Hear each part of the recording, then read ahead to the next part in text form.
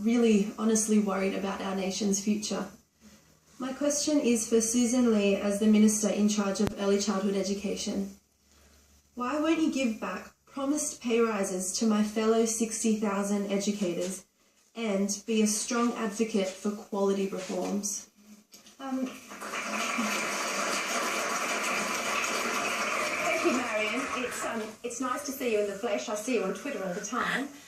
Thank you for your passion for an industry that you care so much about. The important thing is that I do understand that quality is there. Quality is a journey that we're on, and educators deserve professional wages, as you say. But the previous government put a policy in place which was $300 million of borrowed money to give pay rises for just 2 years to just 15% of the sector in total, and I think that's extremely unfair. Well, you did more than that. You actually called it a childcare union slush fund. A union, I have, because the independent inquiry that we organised after coming into government found exactly that. This is a fund, Tony, that was exhausted in just 13 hours because it was so insufficient. But when I was sworn in as minister, the previous minister, the member for Adelaide, and Mark knows he's part of the Union United Voice, so he may have something to say in a moment, had not even had the decency to tell educators and centres to stop applying for this money because it was long gone. Because every time an application was made, a union EBA was created and more union memberships were signed up. But that doesn't mean, Marion, that I don't believe that you have a strong case. My point was, instead of running this campaign, this case should have gone to the Fair Work Commission, the independent umpire.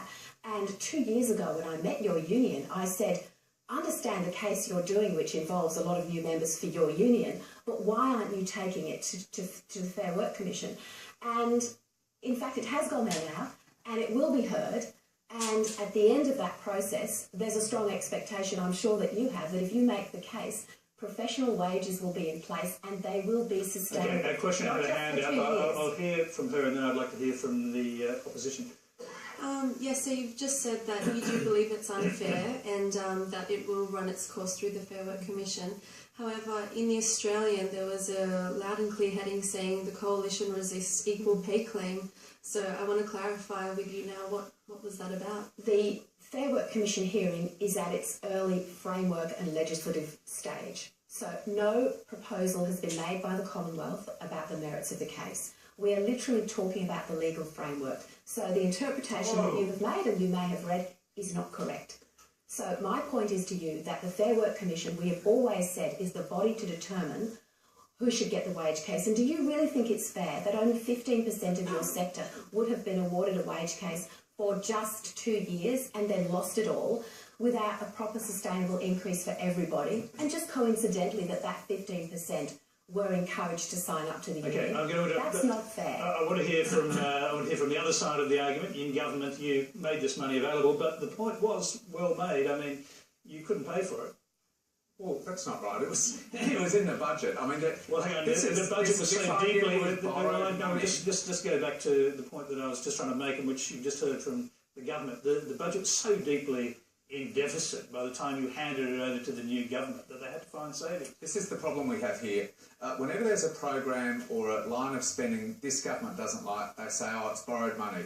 And then at the same time, instead of an emissions trading scheme, Tony Abbott will find $5 billion a year to pay polluters. He'll find $5.5 billion to pay paid parental leave, which is more than the entire childcare budget every year that Susan has to spend.